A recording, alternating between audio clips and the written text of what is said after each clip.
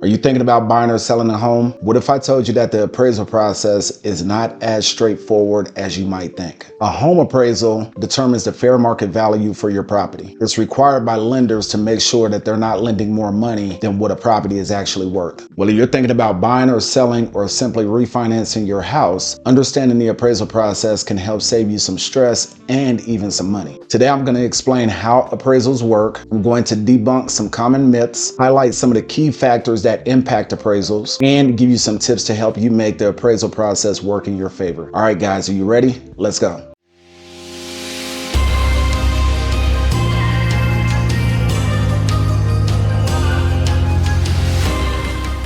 Okay. Let's get started. What is the definition of an appraisal? Appraisal is an unbiased estimate of a property's market value. And this valuation is conducted by a licensed professional that we call appraisers. Who pays for this appraisal? Well, typically, the homeowner or the person refinancing the property covers the cost of the appraisal. Now, I've seen appraisals range between $300 and $800, and this can be determined by a number of factors, including geography, property size, and time of the year. What happens during an appraisal? Typically, an appraiser is going to come out to visit your home. They're going to take measurements. They're going to take evaluative pictures. They're going to look at the property's condition. They're typically going to note property features such as square footage, upgrades, and layout. The appraiser is then going to go back and do their own research and analyze neighborhood comparables, or what we call comps, and additional neighborhood data. The appraiser then prepares a report estimating the property's value, which is then sent over to the homeowner and the financial institution such as the bank or the lender. What are some common misconceptions about appraisals? Misconception number one.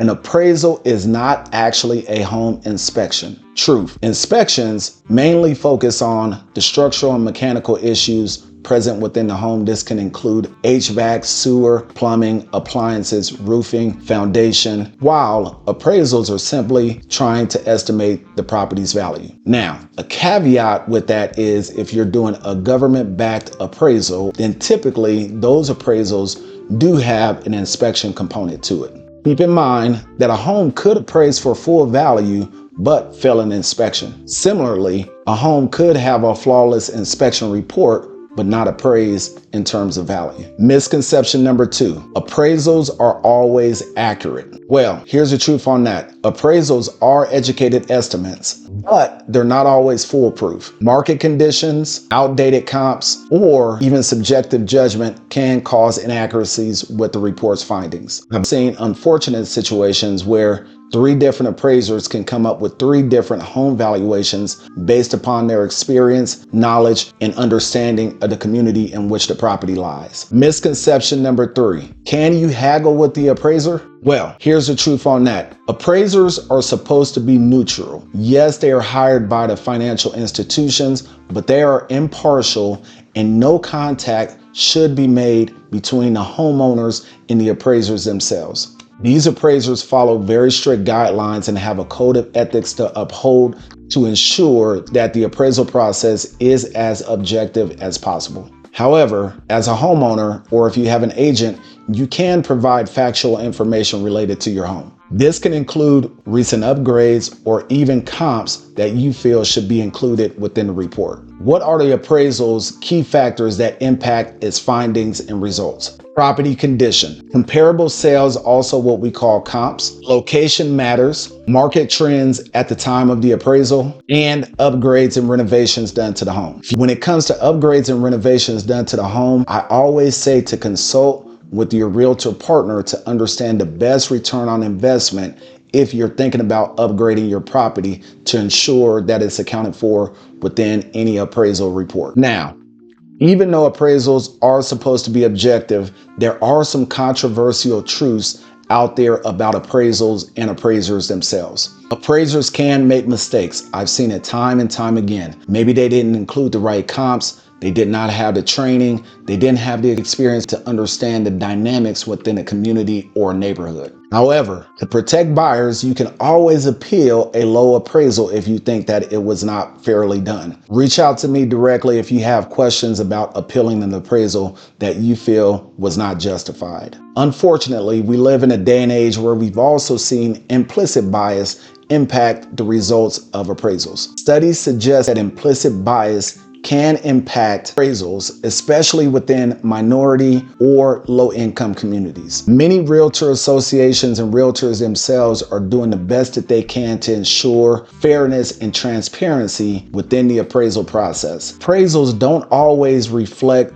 the current market realities. In fact, I tell my clients there's a difference between a property's home value through an appraisal and the market value. In rapidly appreciated markets, appraisals might lag behind true buyer demand. Here's a few tips that can help you to prepare for a successful appraisal. For sellers, make sure you clean and declutter the property as much as possible. Highlight unique features and upgrades with documentation. Ensure easy access to all areas within the home, including the attic and the basement. Also, I tell my clients to depersonalize your home as much as possible. You want your home to be as clean of a slate as possible to avoid any potential implicit bias that we mentioned earlier within the video. Make sure that you understand all of the appraisal contingencies within your contract. Know your options as a buyer. If the appraisal comes in low, you can renegotiate on the price. You can increase your own down payment to cover that difference, or simply walk away from the transaction. For homeowners who are thinking about refinancing, complete those minor repairs. For example, paint touch-ups, fixing that leaky faucet, or repairing some of those broken windows around the house. And here's a big general tip. A homeowner or an agent can research an appraiser's qualifications up front. If you're unsatisfied with the outcome of your appraisal, you can oftentimes request a second opinion or simply use a different appraiser in the process moving forward. Okay guys, there you have it. A couple of key points about appraisals, what they are, how they're used, both the pros and the cons, and what you can do to ensure that you have a successful appraisal process. Have you been a home buyer or a home seller and surprised by the appraisal process? I would love to hear your story below in the comments. Share and I will comment back. And if this video helped you at all, please give it a thumbs up and subscribe so that you can get more real estate tips, tricks, and insight moving forward in the future. Hey guys, if you enjoyed this content, make sure you subscribe to my channel so that you can be one of the first to know when content drops on a weekly basis. Also, if you find yourself in the real estate market, check out my comment section below where I provide my home buyer and home seller guides for free. Go ahead and download them. Hope they're of use. Hope to talk to you guys soon.